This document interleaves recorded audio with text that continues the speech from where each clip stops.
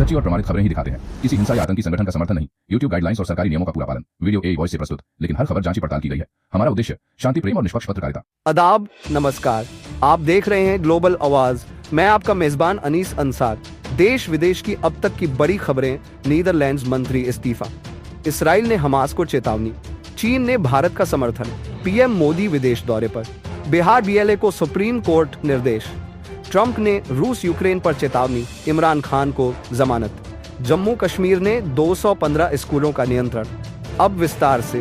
पहली बड़ी खबर है, नीदरलैंड्स के विदेश मंत्री कैस्पर वेल्डकैंप ने फिलिस्तीनियों के खिलाफ बस्तीवासियों की हिंसा भड़काने वाले इजरायली चरमपंथी मंत्रियों पर प्रवेश प्रतिबंध लगाए और नौसेना जहाजों के पुर्जों के 3 निर्यात परमिट रद्द किए।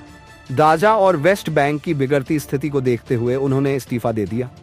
उनके इस्तीफे के बाद उनकी पार्टी के सभी मंत्री और राज्य सचिव भी समर्थन में इस्तीफा दे गए।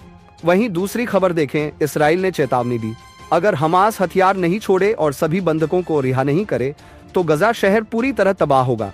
नेतन्याहू ने कहा कि सभी बंधकों की रिहाई और पूर्ण युद्ध विराम पर ही बातचीत होगी।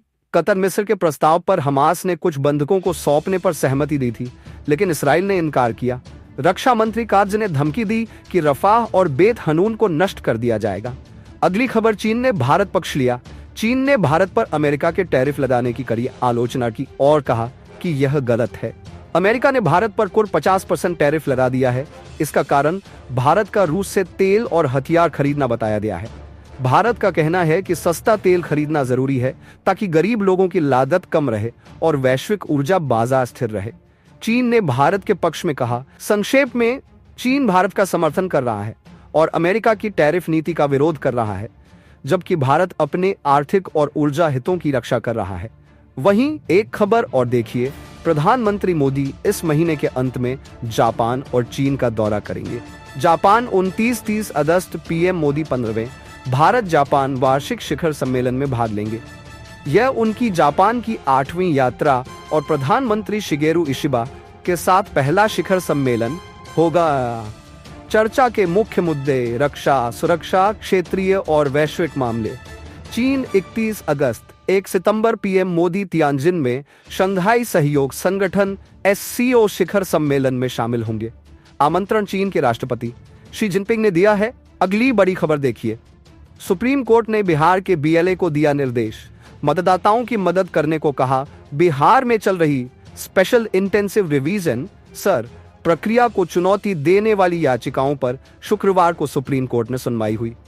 सुनवाई के दौरान अदालत ने राजनीतिक दलों द्वारा नियुक्त बूथ लेवल एजेंट ब्ला से कहा कि यदि किसी मतदाता का नाम ड्राफ्ट मतदाता सूची में नहीं है तो वे मतदाताओं की आपत्तियां दर्ज करने में मदद करें। सुनवाई कर रही बेंच में जस्टिस सूर्यकांत और जस्टिस जॉय मल्ल्या बागची शामिल थे। उन्होंने कहा, हमें यह देखकर हैरानी है कि 68 लाख ब्ला ने अब तक सिर्फ 2 आपत्तियां दाखिल की हैं। अदालत ने निर्देश दिया कि सभी 12 राजनीतिक दल अपने कार्यकर्ताओं को स्पष्ट निर्देश दें कि वे ऐसे फॉर्म भरने में मतदाताओं की मदद करें। अगली खबर देखें, अमेरिकी राष्ट्रपति डोनाल्ड ट्रंप ने शुक्रवार को चेतावनी दी कि अगर अगले 2 हफ्तों में यूक्रेन युद्ध के शांतिपूर्ण समाधान की दिशा में कोई ठोस प्रगति नहीं होती है तो वह रूस पर बड़े प्रतिबंध या टैरिफ लगा सकते हैं। यह बयान 15 अगस्त को अलास्का में रूसी राष्ट्रपति व्लादिमीर पुतिन से हुई मुलाकात के 1 सप्ताह बाद आया और ट्रंप ने यूक्रेन में हाल ही में अमेरिकी कारखाने पर हुए रूसी हमले पर नाराजगी जताते हुए कहा कि वह चाहते हैं कि रूस और यूक्रेन के नेता सीधी मुलाकात करें। उन्होंने अपने कार्यकाल में 7 युद्ध रोकने और 3 संभावित युद्धों को टालने का दावा किया और कहा कि अगले 2 हफ्तों में स्पष्ट हो जाएगा कि यह मामला किस दिशा में बढ़ता है। जबकि 18 अगस्त को राष्ट्रपति जेलेंस्की यूरोपीय नेताओं के साथ व्हाइट हाउस पहुंचे थे ताकि युद्ध खत्म करने के प्रयासों पर चर्चा की जा सके। हालांकि 15 अगस्त की शिखर वार्ता के बावजूद रूस और यूक्रेन युद्ध विराम पर सहमत नहीं हो पाए। एक खबर पाकिस्तान से देखें, पाकिस्तान सुप्रीम कोर्ट ने इमरान खान को 8 मामलों में जमानत दी। पाकिस्तान सुप्रीम कोर्ट ने PTE संस्थापक और पूर्व प्रधानमंत्री इमरान खान को 8 मामलों में जमानत दी। BBC उर्दू के मुताबिक जमानत मिलने के बावजूद वे अल कादिर ट्रस्ट मामले में 14 साल की सजा के कारण जेल से रिहा नहीं हो पाएंगे। अदालत ने केवल जमानत मामलों पर विचार करने का फैसला किया। इमरान खान के वकील सलमान सफदर ने बताया कि इन 8 मामलों में से 5 में इमरान खान का नाम नहीं है और उनके मुवक्किल को 2 साल तक जमानत का अधिकार रोका दिया था। सभी दलीलें सुनने के बाद अदालत ने 8 मामलों में जमानत याचिकाएं मंजूर कर दी।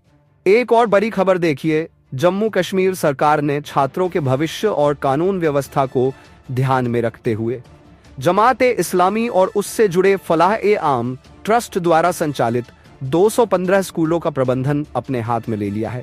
अब इनका संचालन जिला प्रशासन और नई गठित प्रबंधन समितियां करेंगी। गृह मंत्रालय द्वारा जमात-ए-इस्लामी को गैरकानूनी संगठन घोषित किए जाने और स्कूल प्रबंधन पर नकारात्मक रिपोर्ट आने के बाद यह निर्णय लिया गया। सरकार का दावा है कि इस कदम से छात्रों की पढ़ाई प्रभावित नहीं होगी और शिक्षा की गुणवत्ता नई शिक्षा नीति के अनुरूप बरकरार रहेगी। सब्सक्राइब